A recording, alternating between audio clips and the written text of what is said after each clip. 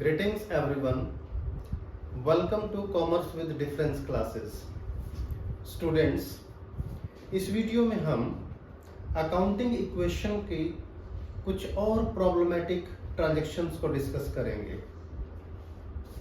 सबसे पहले आपके सामने है question, prepare accounting equation from the following. इस क्वेश्चन में हम 5 ट्रांजैक्शंस लेकर चले हैं।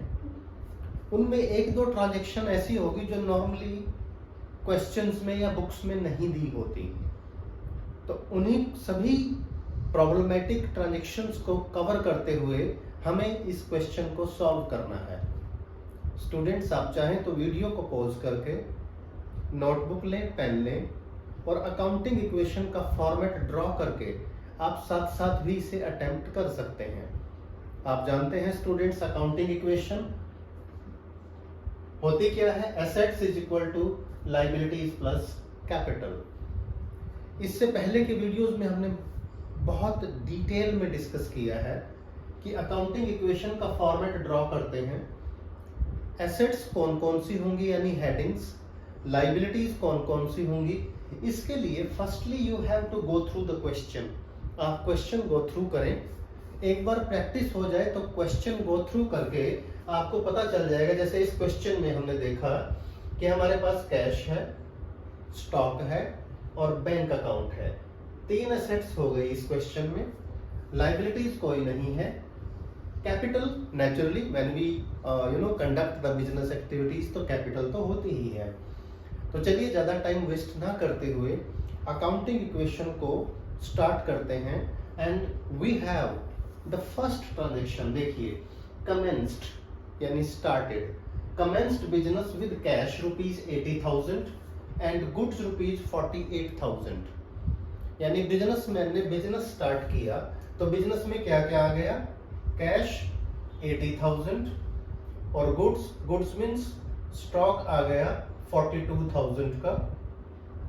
और आप जानते हैं स्टूडेंट्स, जो भी पैसा चाहे वो कैश हो, करंट एसेट हो या फिक्स एसेट की फॉर्म में हो, बिजनेसमैन बिजनेस में इन्वेस्ट करता है, उसे क्या बन जाती है वो बिजनेस के लिए? That becomes the capital of the business. तो 80,000 प्लस 42,000 टोटल हो गया 1,22,000 और यह हो गई बिजनेस की क्या? कैपिटल 1,22,000। तो फर्स्ट ट्रांजैक्शन की इफेक्ट कहां कहां पड़ा? कैश पर, स्टॉक पर और कैपिटल पर। तो इसी को हम न्यू इक्वेशन लिखेंगे। यहां लिखिए 80,000, इसको एज इट इज यहां पर कॉपी पेस्ट कर दिया जाता है स्टूडेंट्स। यहां पर रिकॉर्ड कर देते हैं बैंक नील यानी 0, लायबिलिटीज नील 0, 1,22,000। अब सेकंड ट्रांजैक्शन की तरफ बढ़िए स्टूडेंट्स। फर्स्ट ट्रांजैक्शन हमारी हो चुकी। Second transaction, deposited into bank rupees 50,000। यानी हमारे पास जो कैश था 80,000 का, उसमें से 50,000 हमने बैंक में डिपॉजिट कर दिया। अब देखिए, सबसे पहले यहाँ नंबर 2 लिखिए, transaction number 2, transactions deposited into bank 50,000। अब 50,000 बैंक में जो डिपॉजिट किया, इसका इफेक्ट कहां पड़ा? देखिए 50,000 एक तो हमारे कैश में से कम हो गए, आप इसे ब्रैकेट में भी लिख सकते हैं। स्टॉक पर इसका कोई इफेक्ट नहीं, 0 इफेक्ट। बैंक में हमारे इंक्रीज हो गए 50,000।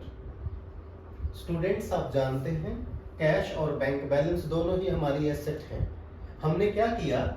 80 में से 50,000 कैश, तो कैश कम हो गया, बैंक में डिपॉजिट कर दिया तो हमारा बैंक बैलेंस इंक्रीज हो गया।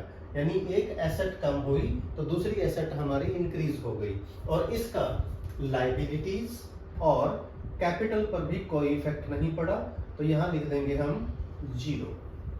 अब देखिए स्टूडेंट्स, पहले एक न्यू इक्वेशन थी और एक सेकंड ट्रांजैक्शन।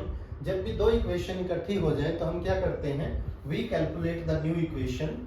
80 माइनस 50 30,000। अगर आपको किसी को एक्सप्लेन करना हो तो हमारे पास सेकंड ट्रांजैक्शन के बाद कैश रह गया 30,000 प्लस स्टॉक अनचेंज्ड है, इसमें कोई चेंज नहीं हुआ 42,000। बैंक बैलेंस पहले 0 था, अब हो गया 50,000। लाइबिलिटीज नो इफेक्ट 0, और कैपिटल में अनचेंज्ड है 1,22,000। देखिए स्टूडेंट्स, अब हम बढ़ते हैं थर्ड ट्रांजेक्शन की तरफ। थर्ड ट्रांजेक्शन है गुड्स कॉस्टिंग ₹30,000 सोल्ड फॉर ₹40,000। अब इसको देखिए, इसकी थोड़ी सी वर्किंग कर लेते हैं स्टूडेंट्स। जो हमने गुड्स सोल्ड किया है, सेल किया है, सेलिंग प्राइस है 40,000 माइनस कॉस्ट है 30,000। तो इस पर जो गेन हुआ, जो प्रॉफिट हुआ, ये हो गया 10,000 का। हमने पहले भी अकाउंटिंग इक्वेशन के बहुत सारे क्वेश्चन किए हैं स्टूडेंट्स, और उसमें हमने हर बार डिस्कस किया है कि जब भी हम गुड्स सेल करते हैं, प्रॉफिट हो या लॉस, उसका 3 जगह इफेक्ट पड़ेगा। देखिए 3 जगह क्या? सबसे पहले कॉस्ट को देखिए, कॉस्ट माइनस होती है स्टॉक में से। प्रॉफिट किसे अफेक्ट करता है? कैपिटल को। प्रॉफिट प्लस हो जाता है कैपिटल में। और जो गुड्स हमने सेल किया 40,000 का, ये हमारे पास कैश आ गया, तो हमारा कैश प्लस हो गया 40,000। यानी गुड्स सेल करने से सबसे पहले इफेक्ट पड़ा स्टॉक पे। स्टॉक में से 30,000 के गुड्स माइनस हो गए। याद रखें स्टूडेंट्स, कॉमर्स स्टूडेंट्स होने के नाते आपको पता होना चाहिए, ये जो स्टॉक की वैल्यू होती है ये कॉस्ट पे होती है हमेशा। तो कॉस्ट थी 42, इसमें से 30,000 कॉस्ट का गुड्स हमने सेल कर दिया, तो 30 यहां से माइनस हो जाएंगे। हमारे पास आया कितना कैश? 40,000, यहां प्लस हो गया 40,000। बैंक पे कोई इफेक्ट नहीं पड़ा, 0। लाइबिलिटीज हमारी ऑलरेडी नील है, और क्योंकि प्रॉफिट हुआ था गुड्स सेल करने पे 10,000 का, तो यहां पर ऐड कर देंगे 10,000। अब फिर से 2 इक्वेशन इकट्ठी हो गई, तो हमारी न्यू इक्वेशन कैलकुलेट होगी। देखिए 30 प्लस 40 70,000। स्टॉक 42 में से 30 गया, ये रह गया 12,000। बैंक बैलेंस अनचेंज्ड रहेगा 50,000। लाइबिलिटीज नील है सिंस बिगिनिंग, और हमारी कैपिटल इंक्रीज हो गई क्योंकि प्रॉफिट ऑन सेल था। It goes to 1,32,000। देखिए स्टूडेंट्स, अब हम चलते हैं फोर्थ ट्रांजेक्शन की तरफ। देखिए फोर्थ ट्रांजेक्शन बड़ी इंटरेस्टिंग है। Interest allowed by bank. Normally आप जर्नल एंट्रीज भी करते हैं बेटा, वहां दिया होता है interest charged by bank. Charged का मतलब होता है बैंक ने हमसे इंटरेस्ट लिया, लेकिन यहाँ है इंटरेस्ट अलाउड बाय बैंक। ध्यान से समझे, यानी बैंक में जो हमारा पैसा डिपॉजिट था, बैंक ने उस पर हमें 2,500 का इंटरेस्ट दे दिया। अब सोचो, ये तो हमारी इनकम हो गई ना, बैंक से हमें इंटरेस्ट मिला। तो बैंक जो हमें इंटरेस्ट देता है वो कैश में नहीं देता कभी भी। हमारा बैंक बैलेंस इंटरेस्ट के अमाउंट से इंक्रीज हो जाता है। तो एक क्या कहां इफेक्ट पड़ेगा? देखिए जो हमें इंटरेस्ट मिला 2,500 बैंक बैलेंस इंक्रीज हो जाएगा, यानी जो इंटरेस्ट मिला है उस इंटरेस्ट की वजह से 50,000 था ना बैंक बैलेंस, इंटरेस्ट से ऐड होके इंक्रीज हो जाएगा। तो इंटरेस्ट का अमाउंट एक बार बैंक में प्लस हो जाएगा, और दूसरी बार क्योंकि ये हमारी इनकम है, और इनकम हो प्रॉफिट हो, these are added to capital, तो ये कैपिटल में ऐड हो जाएगा, और कहीं कोई इफेक्ट नहीं पड़ेगा। जहां कोई इफेक्ट नहीं है वहां 0, जैसे कैश पे नील इफेक्ट है 0, स्टॉक पे कोई इफेक्ट नहीं 0, लाइबिलिटीज तो है ही नील सिंस बिगिनिंग। फिर से हमारी 2 इक्वेशन इकट्ठी हो गई। देखिए इनको प्लस माइनस करके न्यू इक्वेशन फाइंड करो। 70,000, 12,000। बैंक बैलेंस इंक्रीज हो गया इंटरेस्ट की वजह से 52,500। लाइबिलिटीज नील, कैपिटल भी हमारी इंक्रीज हो गई 1,34,500। अब स्टूडेंट्स लास्ट ट्रांजेक्शन की तरफ चलते हैं। लास्ट ट्रांजेक्शन देखिए क्या है, विदड्रू फ्रॉम बैंक, बैंक से पैसा निकाला फॉर पर्सनल यूज 7,500, यानी बैंक से 7,500 रुपीज पर्सनल यूज के लिए निकाल लिए। अब देखिए बैंक से पैसा निकाला है ना, तो यहाँ लिखा withdrew from bank for personal use 7,500, तो सबसे पहले बैंक पे इफेक्ट पड़ेगा, बैंक में से माइनस हो जाएंगे 7,500।